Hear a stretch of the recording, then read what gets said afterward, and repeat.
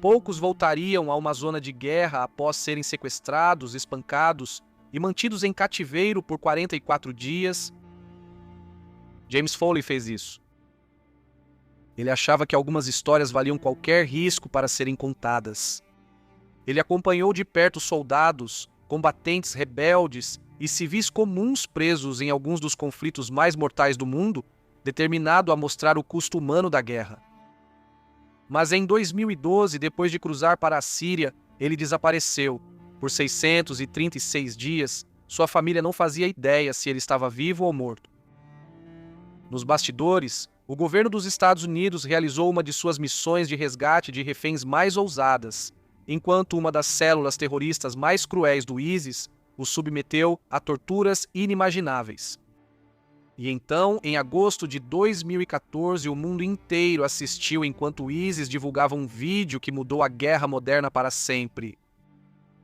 Esta é a vida, o cativeiro e o assassinato horrível do jornalista americano James Foley. Bem-vindo ao Wars of the Worlds.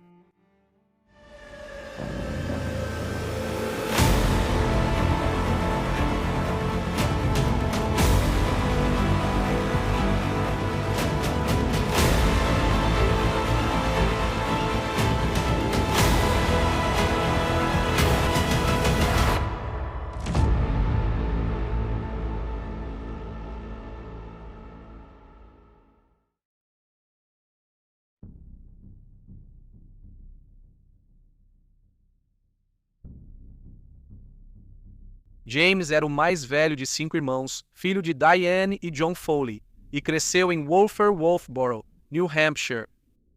Em 1996, ele se formou em História na Universidade Marquette, Milwaukee, Wisconsin, antes de ingressar no Teach for America, onde ensinou crianças do ensino fundamental no Arizona por 3 anos.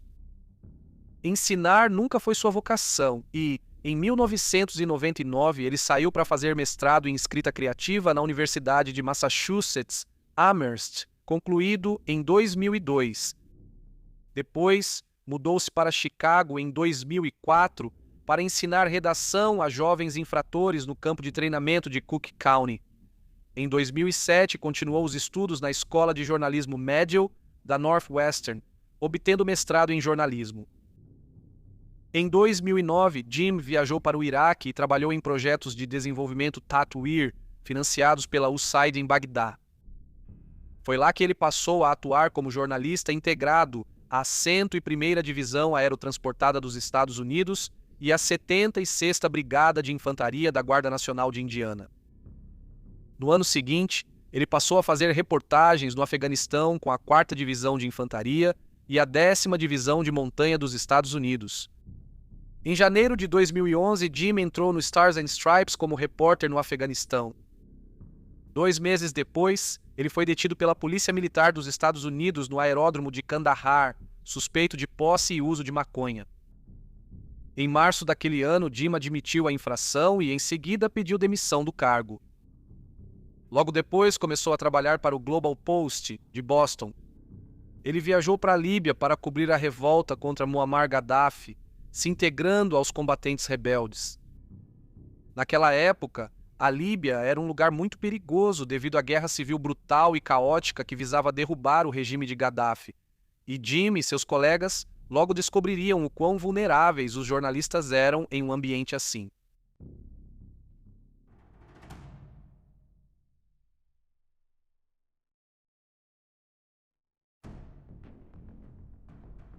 Na manhã de 5 de abril de 2011, Jim viajava em um veículo civil dos rebeldes no deserto, perto da estratégica cidade portuária de Brega, no leste do país. Ele estava acompanhado pela repórter freelancer Claire Gillis, pelo fotógrafo espanhol Manu Bravo e pelo fotojornalista sul-africano Anton Hamerl. 2 veículos armados do regime de Gaddafi surgiram no topo da colina, atirando contra eles com metralhadoras. Nesse confronto violento, Hamerl foi baleado e morto. O grupo restante foi amarrado, vendado e colocado em um veículo militar. Eles foram levados para Sirte, terra natal de Gaddafi, e depois transferidos para uma prisão militar em Trípoli, onde enfrentaram as dificuldades de serem prisioneiros durante o conflito. Nas primeiras semanas, Jim foi interrogado várias vezes sob suspeita de espionagem. Ele enfrentou audiências em tribunais administrativos por entrar ilegalmente na Líbia, sem visto e fazer reportagens sem permissão, sendo ele e os outros cativos brutalmente espancados por tropas pró-Gaddafi. Após 44 dias em cativeiro, Foley foi libertado em 18 de maio. Ele, junto com os outros detidos Gillis, Bravo e Nigel Chandler, um jornalista inglês que também estava preso, foram transferidos para o luxuoso Hotel Richus, em Trípoli. Assim que voltou aos Estados Unidos, Jim retornou à sua cidade natal, Milwaukee, onde sentiu-se compelido a expressar sua gratidão à comunidade que havia rezado fervorosamente por seu retorno seguro, por meio de uma série de entrevistas emocionantes. Após ser libertado, Jim ficou 3 meses com o irmão Michael para se recuperar. Mais tarde, ele recebeu uma oferta de trabalho em escritório como editor para o Global Post. Mas Jim estava inquieto e, para o desgosto de sua família, ele rapidamente voltou à Líbia e esteve na cena da captura de Gaddafi, com a correspondente do Global Post, Tracy Shelton, em 20 de outubro de 2011.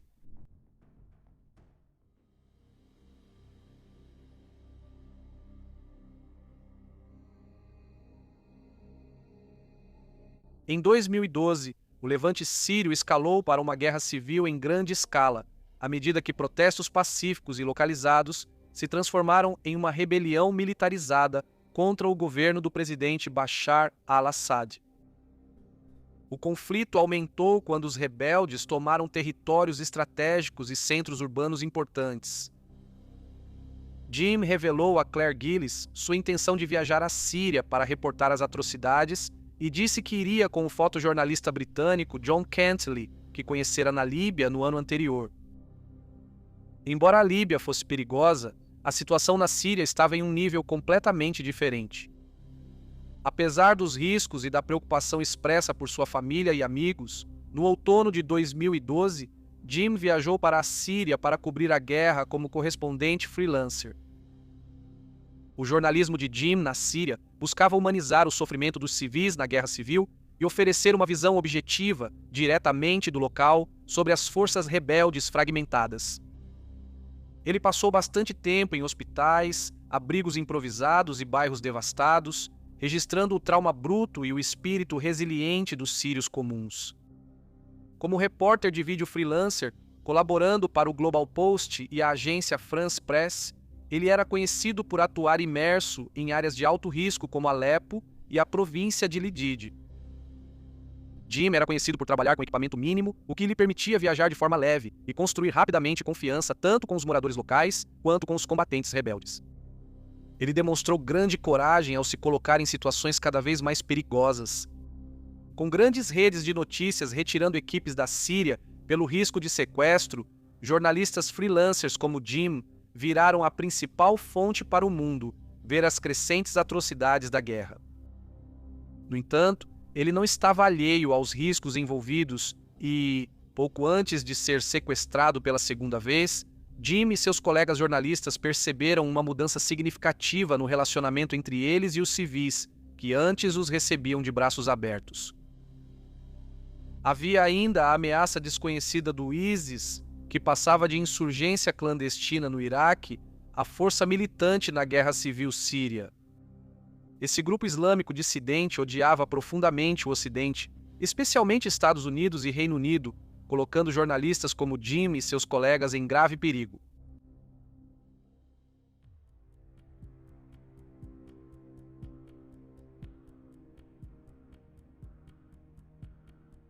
Em 22 de novembro de 2012, Jim Foley, John Cantley e seu tradutor sírio, Mustafa Ali, estavam trabalhando em uma lan house em Binish, na Síria. Enquanto eles baixavam imagens de vídeo, John teria brincado com um homem de barba espessa no café. O homem, desconhecido para eles, não gostou da piada e saiu logo depois. Investigações indicaram que o homem pode ter monitorado e-mails dos jornalistas no café, comprometendo sua identidade e itinerário. Ao sair do café, os jornalistas contrataram um taxista para levá-los ao norte, rumo à fronteira com a Turquia. Enquanto atravessavam a província de Lidid em direção à torre de Taftanas, um destacamento organizado de jihadistas armados os aguardava, forçando o veículo a sair da estrada.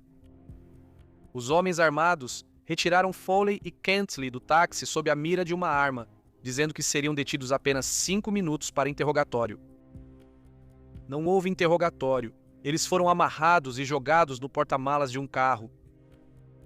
Após breve interrogatório, os homens armados liberaram o taxista sírio e Mustafa Ali, fugindo em alta velocidade com os 2 jornalistas ocidentais. Antes de ir embora, um sequestrador mascarado fez a Ali uma última ameaça sinistra. Se você tentar nos seguir, nós vamos te matar. Apesar dessa ameaça, Ali alertou as autoridades e forneceu um testemunho crucial sobre os momentos que antecederam o sequestro, incluindo a descrição do homem suspeito, que não era sírio, e que os observou na Lan House apenas 1 hora antes do ataque. Foley e Kentley foram primeiro mantidos por uma célula local de jihadistas estrangeiros e depois transferidos para uma rede central de prisões do ISIS, junto com mais de 20 outros reféns ocidentais. Durante seus 636 dias de cativeiro, Jim suportou uma rede subterrânea de prisões, tortura física extrema e fome sistemática sob o domínio do ISIS. Por ser americano, ele foi o principal alvo da raiva dos captores e era rotineiramente escolhido para tratamentos mais duros, execuções simuladas e cruéis jogos psicológicos. Jim e outros ocidentais eram frequentemente espancados e submetidos a afogamento simulado por seus captores. Eles eram frequentemente transferidos para diferentes esconderijos e forçados a viver em celas escuras e lotadas, enfrentando frio e fome. Apesar das condições brutais, relatos de sobreviventes mostram que Jim foi um pilar de força, liderança e compaixão para seus companheiros de cela. Para combater o desespero psicológico, ele ajudou a organizar distrações mentais, como jogos de memória, debates e torneios complexos de jogos como Damas e War. Sobreviventes relataram que Jim costumava dividir suas poucas rações com os mais fracos ou doentes. Ele liderava discussões em grupos sobre esportes, filmes e memórias de infância para aliviar a tensão e, como católico praticante, voltou-se à oração, criando um ambiente onde cativos de diferentes crenças podiam se apoiar espiritualmente.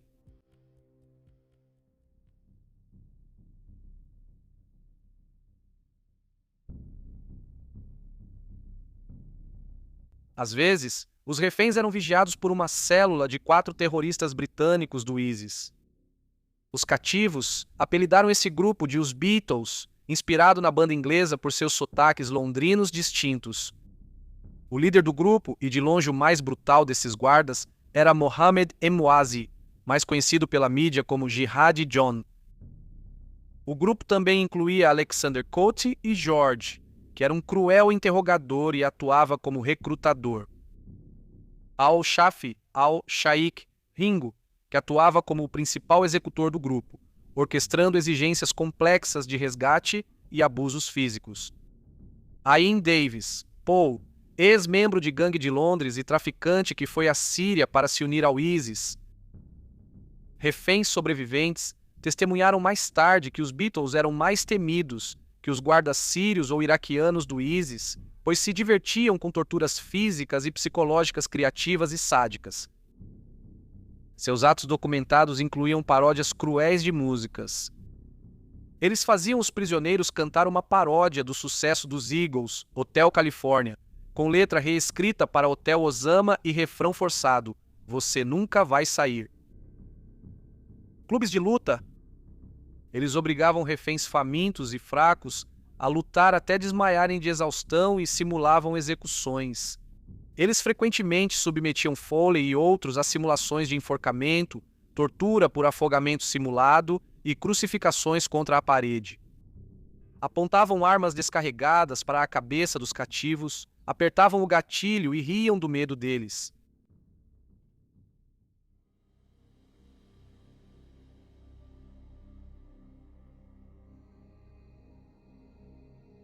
Nas semanas imediatamente após o sequestro, a família de Foley e seu principal empregador, o Global Post, não receberam nenhuma comunicação ou pedido de resgate. Eles não faziam ideia se ele estava morto ou vivo e por extrema cautela e medo por sua segurança, a família e as organizações de mídia inicialmente decidiram manter o caso em sigilo, na esperança de evitar que seu valor como um refém de alto perfil disparasse entre os sequestradores desconhecidos. Os investigadores focaram em rastrear o trajeto que Jim havia feito de Taftanas à fronteira turca. No entanto, as primeiras pistas rapidamente se esgotaram, já que ele foi passado entre várias facções rebeldes antes de ser transferido, por fim, para o ISIS. Por mais de um ano, a família Foley não teve confirmação direta de que Jim estava vivo. Apenas no fim de 2013, reféns europeus libertados deram as primeiras evidências concretas de que ele ainda vivia. Eles relataram uma rede de prisões subterrâneas secretas na Síria, onde Jim e quase 2 dúzias de outros reféns ocidentais estavam presos. Em dezembro de 2013, os sequestradores do ISIS contataram a família de Foley, pedindo que ele respondesse 3 perguntas íntimas para provar sua identidade, como quem chorou no casamento do irmão.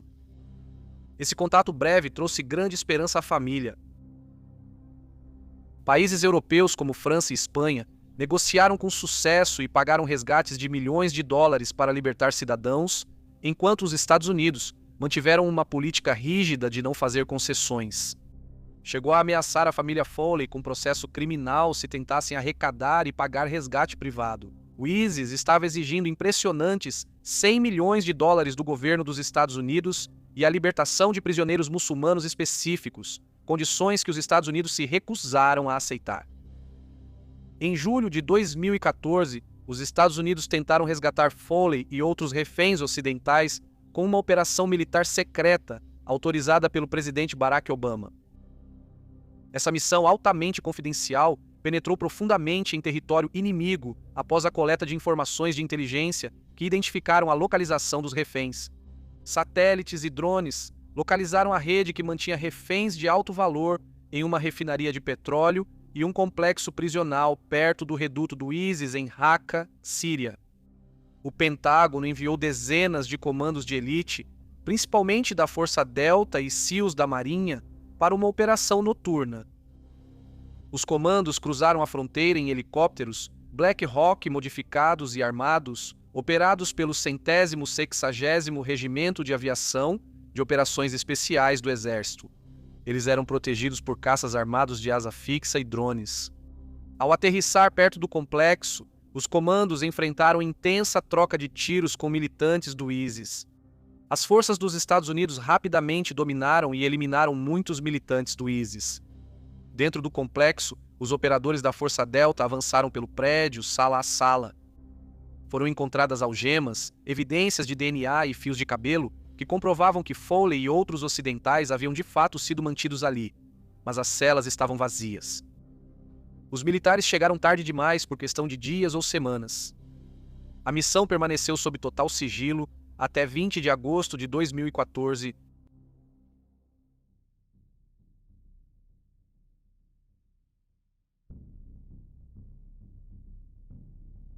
Com a proibição de comunicação escrita pelos guardas, Jim pediu ao refém dinamarquês Daniel Ray Ottesen que memorizasse uma carta para sua família. Quando Ottesen foi libertado em junho de 2014, ele ditou a carta aos pais de Foley. Na carta, Jim descreveu os jogos que jogavam, declarou seu amor pela família e pediu que fossem fortes. Ele afirmou explicitamente: "Eu sei que vocês estão pensando em mim e rezando por mim, e sou muito grato.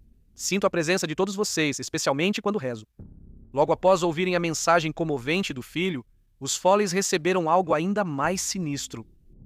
Em 13 de agosto de 2014, seus captores enviaram um último e-mail criticando duramente os Estados Unidos por ataques aéreos recentes contra o ISIS em Anbar, norte do Iraque, afirmando: "Vocês não poupam nossos fracos, idosos, mulheres ou crianças, então não pouparemos os seus. Você e seus cidadãos pagarão pelos bombardeios, começando com o sangue do americano James Foley. Ele será executado como resultado direto de suas transgressões contra nós."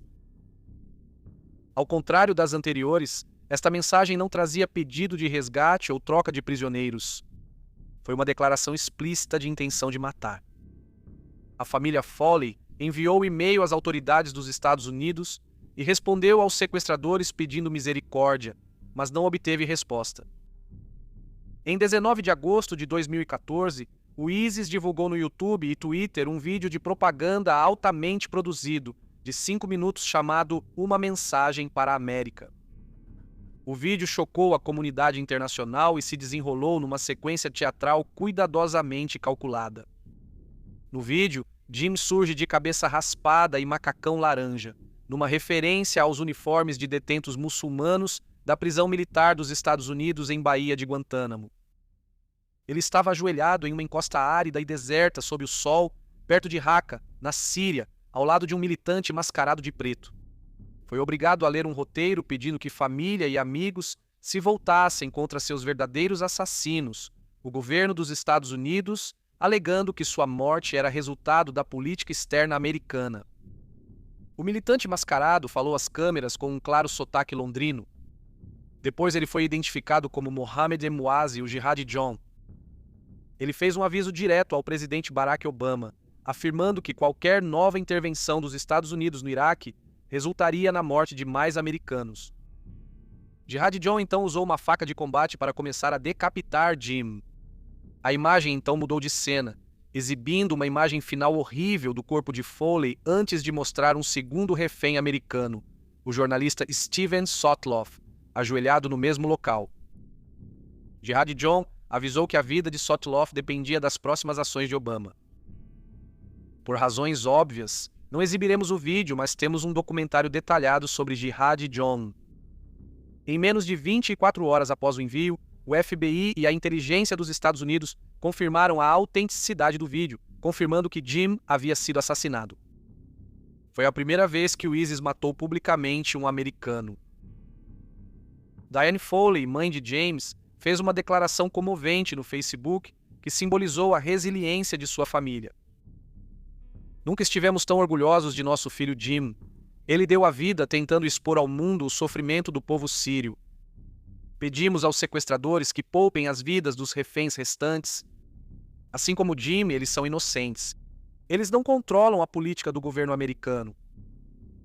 Se o ISIS achou que matar Jim Foley em público iria deter os Estados Unidos, estavam errados. Teve o efeito oposto. Unificou a opinião pública americana e acelerou as operações militares dos Estados Unidos. Em poucas semanas, o presidente Obama autorizou a expansão dos ataques aéreos do Iraque diretamente para a Síria, marcando o início oficial da campanha abrangente da coalizão internacional para destruir o ISIS.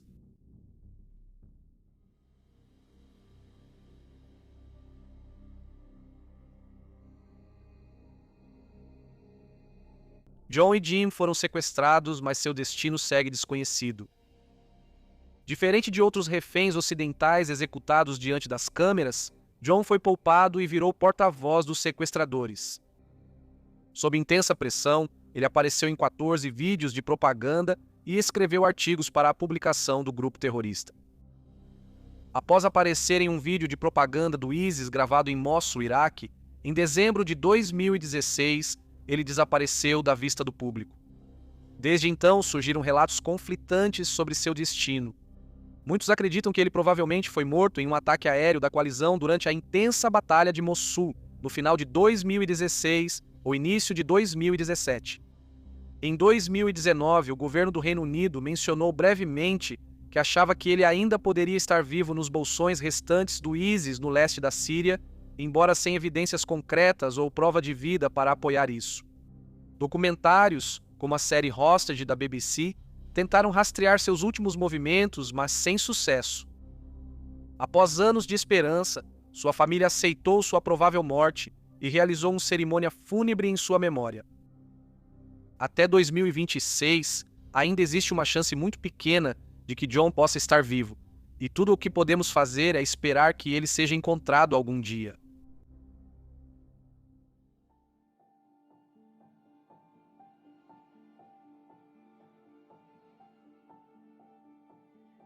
Após a morte de James, sua família converteu o luto em força para promover mudanças institucionais, resultando em alterações históricas na política dos Estados Unidos para reféns e condenações federais inéditas aos seus captores. Impulsionado pela forte atuação pública de Dianne Foley, o presidente Barack Obama ordenou uma revisão completa de como os Estados Unidos lidam com situações de reféns.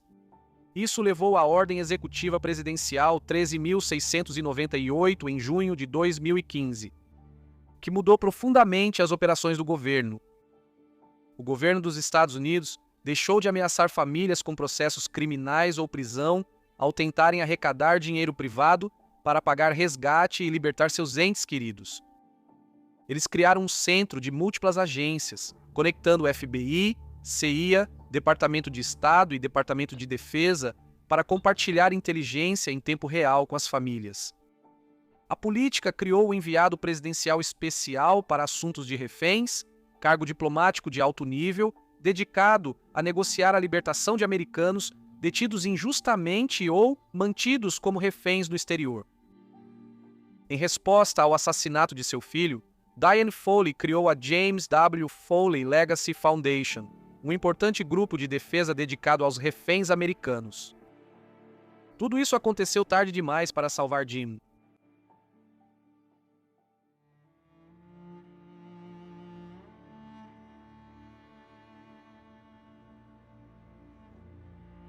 A busca pela célula britânica do ISIS que torturou e matou Foley virou prioridade para os Estados Unidos, e em novembro de 2015, um ataque de drone americano em Raqqa, na Síria, matou Jihad John.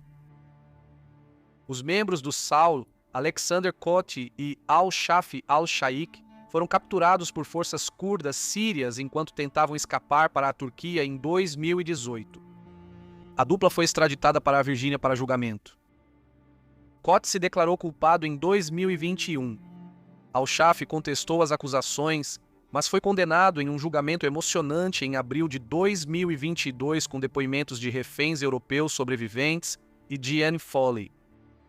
Koti e Al-Shaikh receberam 8 penas de prisão perpétua simultâneas, sem direito à liberdade condicional. Eles cumprem pena em penitenciárias federais de alta segurança nos Estados Unidos. Em um raro desdobramento pós-julgamento, Dianne Foley usou uma cláusula do acordo de confissão de Alexander Koti que exigia seu encontro com as famílias das vítimas. Em diversos encontros no Tribunal Federal, Dianne ficou frente a frente com o assassino de seu filho para entender os últimos dias de James e oferecer perdão. Um evento que se tornou o foco da atenção da mídia global e do livro de 2024, A Man Who Dogged the World. Em suas falas públicas e em seu livro de memórias, American Mother, Dianne Foley desafia gentilmente a frase: "Ele morreu fazendo o que amava". Ela destacou que, apesar de Jim amar seu trabalho e as pessoas sobre quem reportava, ninguém gosta de ser capturado, torturado ou executado, afirmando que ele amava sua família, seus amigos e a própria vida. Sua morte foi um ato horrível de terror, não um fim inevitável ou poético para uma carreira. Seu verdadeiro legado não está na forma trágica como morreu, mas no trabalho contínuo para proteger outros jornalistas e libertar reféns que tem sido realizado em seu nome desde então.